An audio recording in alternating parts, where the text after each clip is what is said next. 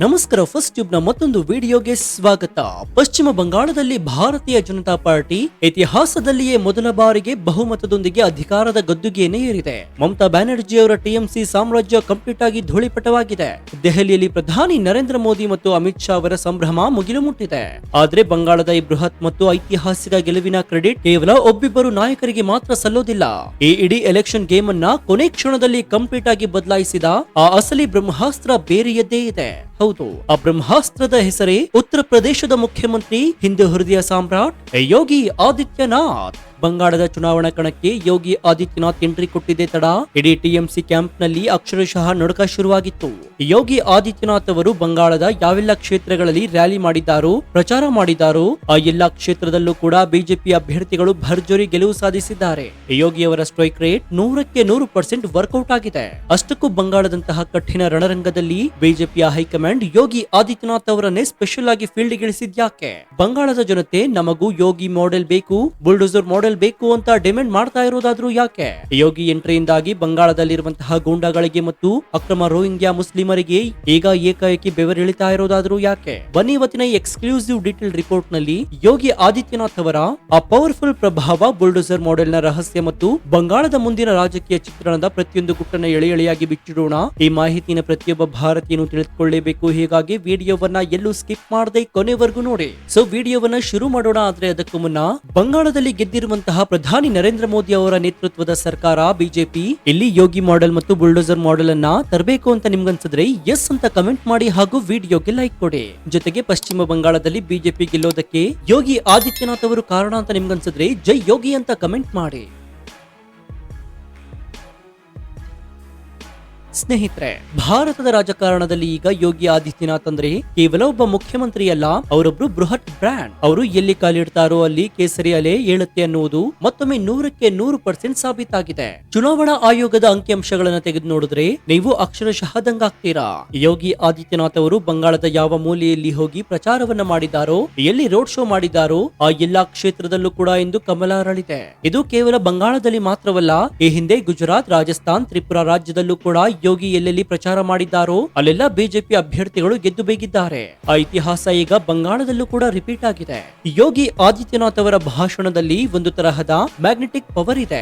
ಅವರು ವೇದಿಕೆ ಏರಿ ತಮ್ಮದೇ ಆದಂತಹ ಖಡಕ್ ಹಿಂದಿ ಶೈಲಿಯಲ್ಲಿ ಗುಡುಗಳು ಶುರು ಮಾಡಿದ್ರೆ ನೆರೆದಿದ್ದಂತಹ ಲಕ್ಷಾಂತರ ಯುವಕರ ಮೈ ರೋಮಾಂಚನಗೊಳ್ತಾ ಇದೆ. ಟಿಎಂಸಿಯ ಗೂಂಡಾಗಿರಿಯಿಂದ, ಬೆದರಿಕೆಗಳಿಂದ ಸೈಲೆಂಟ್ ಆಗಿದ್ದಂತಹ ಹಿಂದೂ ಮತದಾರರಿಗೆ ಯೋಗಿ ಆದಿತ್ಯನಾಥ್ ಅವರ ಭಾಷಣ ಒಂದು ಹೊಸ ಧೈರ್ಯವನ್ನ, ಬೂಸ್ಟರ್ ಡೋಸ್ ಅನ್ನ ಕೊಟ್ಟಿತ್ತು. ಆ ಧೈರ್ಯವೇ ಇಂದು ಇವಿಎಂ ಬಟನ್ ಗಳ ಮೂಲಕ ಬಿಜೆಪಿಯ ಗೆಲುವಾಗಿ ಹೊರಬಂದಿದೆ. ಬಂಗಾಳದಲ್ಲಿ ಪ್ರಧಾನಿ ನರೇಂದ್ರ ಮೋದಿ ಮತ್ತು ಅಮಿತ್ ಶಾ ಅವರು ರ್ಯಾಲಿಗಳನ್ನ ಮಾಡ್ತಾ ಇದ್ರು. ಹೀಗಿರುವಾಗ ಯೋಗಿ ಆದಿತ್ಯನಾಥ್ ಅವರನ್ನ ಸ್ಪೆಷಲ್ ಆಗಿ ಕರೆತರುವ ಅಗತ್ಯವೇನಿತ್ತು? ಇದರ ಹಿಂದೆ ಬಿಜೆಪಿಯ ಒಂದು ಭಾರಿ ದೊಡ್ಡ ಮಾಸ್ಟರ್ ಪ್ಲಾನ್ ಅಡಗಿತ್ತು. ಬಂಗಾಳದಲ್ಲಿ ಟಿಎಂಸಿಯ ಓಲೈಕೆ ಮಿತಿ ಮೀರಿತ್ತು.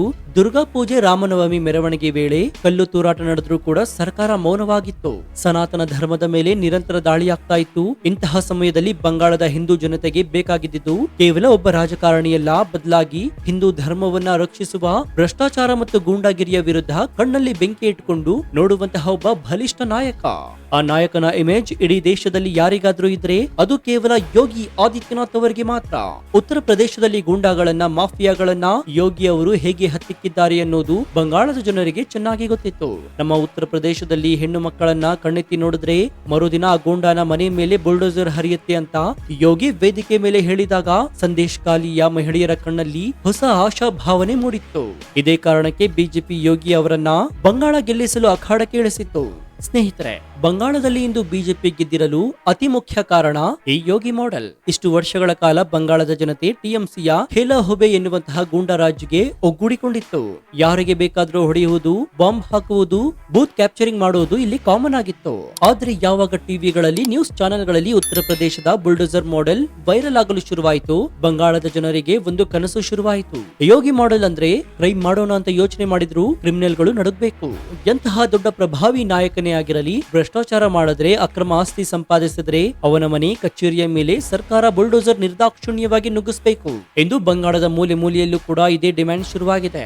ನಮ್ಮ ರಾಜ್ಯಕ್ಕೂ ಯೋಗಿ ಮಾಡೆಲ್ ಬೇಕು. ಟಿಎಂಸಿ ಕಾಲದಲ್ಲಿ ಕೊಬ್ಬಿದ್ದ ಆ ಕಟ್ಮನಿ ಕುಳಗಳ ಅಕ್ರಮ ಸಾಮ್ರಾಜ್ಯದ ಮೇಲೆ ಬುಲ್ಡೋಸರ್ ಹರಿಸಬೇಕು, ಭ್ರಷ್ಟರ ಆಸ್ತಿಯನ್ನು ಮುಟ್ಟುಗೋಲು ಹಾಕಬೇಕು ಎನ್ನುವ ಕೂಗು ಬಂಗಾಳದಲ್ಲಿ ಜೋರಾಗಿದೆ. ಹೊಸದಾಗಿ ಬಂದಿರುವಂತಹ ಬಿಜೆಪಿ ಸರ್ಕಾರ ಇದೇ ಯೋಗಿ ಮಾಡೆಲ್ ಅನ್ನ ಬಂಗಾಳದಲ್ಲಿ ಜಾರಿಗೆ ತರುವ 100% ಗ್ಯಾರಂಟಿ ಆಗಿದೆ.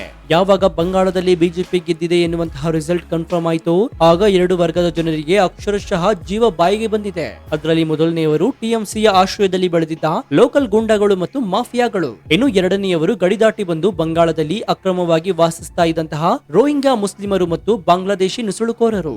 ಇಷ್ಟು ದಿನ ಟಿಎಂಸಿ ಸರ್ಕಾರ ಇವರನ್ನ ತಮ್ಮ ವೋಟ್ ಬ್ಯಾಂಕ್ ಆಗಿ ಬಳಸಿಕೊಂಡು ಇವರಿಗೆ ರೇಷನ್ ಕಾರ್ಡ್, ಆಧಾರ್ ಕಾರ್ಡ್ ಮಾಡಿಸಿಕೊಟ್ಟು ವಿಐಪಿ ಟ್ರೀಟ್ಮೆಂಟ್ ಅನ್ನ ಕೊಡ್ತಾ ಇತ್ತು. ಆದ್ರೆ ಈಗ ಪರಿಸ್ಥಿತಿ ಉಲ್ಟಾ ಆಗಿದೆ. ಯೋಗಿ ಆದಿತ್ಯನಾಥ್ ತಮ್ಮ ಭಾಷಣದಲ್ಲಿ ಬಂಗಾಳದಲ್ಲಿ ಬಿಜೆಪಿ ಬಂದ್ರೆ ಅಕ್ರಮ ನುಸುಳುಕೋರರನ್ನ ಓಡಿಸ್ತೀವಿ ಅಂತ ಖಡಕ್ ಆಗಿ ವಾರ್ನಿಂಗ್ ಅನ್ನ ಕೊಟ್ಟಿದ್ರು. ಅದೇ ರೀತಿ ಈಗ ಹೊಸ ಬಿಜೆಪಿ ಸರ್ಕಾರ ಎನ್ಆರ್ಸಿ ಮಾದರಿಯ ಸರ್ವೆಗಳನ್ನ ಶುರು ಮಾಡಿ ದೇಶದ ಭದ್ರತೆಗೆ ಅಪಾಯ ತರ್ತಾ ಇರುವಂತಹ ಅಕ್ರಮ ವಲಸಿಗರನ್ನ ಮಟ್ಟ ಹಾಕಲು ಸೈಲೆಂಟ್ ಆಗಿ ತಯಾರಿ ನಡೆಸ್ತಾ ಇದೆ. ಇದು ಗೊತ್ತಾಗ್ತಾ ಇದ್ದಂತೆಯೇ ಗೂಂಡಾಗಳು ಮತ್ತು ನುಸುಳುಕೋರರು ಈಗ ತಮ್ಮ ಬ್ಯಾಕ್ ಪ್ಯಾಕ್ ಮಾಡಿಕೊಂಡು ರಾತ್ರೋರಾತ್ರಿ ಬಂಗಾಳ ಬಿಟ್ಟು ಬೇರೆ ರಾಜ್ಯಗಳಿಗೆ, ಬೇರೆ ದೇಶಗಳಿಗೆ ಕಾಲ್ಕಿತ್ತಲು ಶುರು ಮಾಡಿದ್ದಾರೆ. ಇದು ಯೋಗಿ ಮತ್ತು ಮೋದಿ ಅವರ ಹೆಸರಿಗಿರುವಂತಹ ಪವರ್. ಒಟ್ಟಾರೆಯಾಗಿ ಹೇಳೋದಾದ್ರೆ ಯೋಗಿ ಆದಿತ್ಯನಾಥ್ ಅವರ ಎಂಟ್ರಿ ಬಂಗಾಳದ ಚುನಾವಣೆಗೆ ಕೇವಲ ಒಂದು ಸ್ಟಾರ್ ಕ್ಯಾಂಪಿಯನರ್ ಆಗಿ ಎಂಟ್ರಿ ಕೊಟ್ಟವರಲ್ಲ, ಅದು ಬಂಗಾಳದ ಜನತೆಗೆ ನಾವು ನಿಮ್ಮ ಜೊತೆಗಿದ್ದೀವಿ, ಧರ್ಮ ಮತ್ತು ನ್ಯಾಯದ ರಕ್ಷಣೆಗೆ ನಾವು ಸದಾ ಸಿದ್ಧ ಎನ್ನುವ ಒಂದು ಸ್ಟ್ರಾಂಗ್ ಎಮೋಷನಲ್ ಸಪೋರ್ಟ್ ಆಗಿತ್ತು.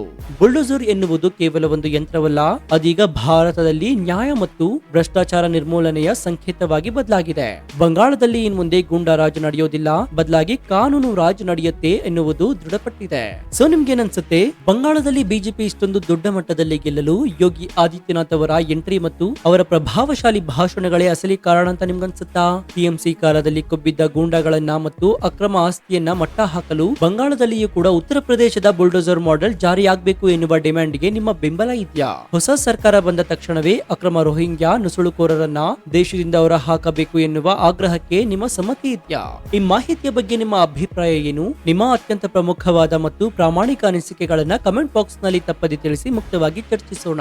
ಬಂಗಾಳದಲ್ಲಿ ಯೋಗಿ ಮ್ಯಾಜಿಕ್ ಮತ್ತು ಕೇಸರಿ ವಿಜಯದ ಈ ಸ್ಫೋಟಕ ರಿಪೋರ್ಟ್ ಪ್ರತಿಯೊಬ್ಬ ಭಾರತೀಯನಿಗೂ ತಲುಪುವಂತೆ ಹೆಮ್ಮೆಯಿಂದ ಈ ವಿಡಿಯೋವನ್ನ ನಿಮ್ಮ ವಾಟ್ಸ್ಆಪ್, ಫೇಸ್ಬುಕ್ ಗ್ರೂಪ್ ಗಳಲ್ಲಿ ಮರೆಯದೆ ಶೇರ್ ಮಾಡಿ. ಇದೇ ರೀತಿ ರಾಜಕೀಯ ಎಕ್ಸ್ಕ್ಲೂಸಿವ್ ಅಪ್ಡೇಟ್ಗಳು, election result analysis, geo politics ನ ನಿಷ್ಪಕ್ಷಪಾತ, ತ್ವರಿತ ಮತ್ತು ಅತ್ಯಂತ ಡೀಟೇಲ್ಡ್ ಆದ ರಿಪೋರ್ಟ್ ಗಳಿಗಾಗಿ ನಿಮ್ಮ ನೆಚ್ಚಿನ ಫಸ್ಟ್ ಯೂಟ್ಯೂಬ್ ಚಾನಲ್ ಅನ್ನು ಈಗಲೇ ಸಬ್ಸ್ಕ್ರೈಬ್ ಮಾಡಿಕೊಂಡು ಪಕ್ಕದಲ್ಲಿರುವಂತಹ ಬೆಲ್ ಐಕಾನ್ ಅನ್ನು ಪ್ರೆಸ್ ಮಾಡಿ. ಇದರಿಂದ ನಾವು ಹಾಕುವ ಹೊಸ ವಿಡಿಯೋಗಳ ನೋಟಿಫಿಕೇಶನ್ ಮೊದಲು ನಿಮಗೆ ಸಿಗುತ್ತೆ.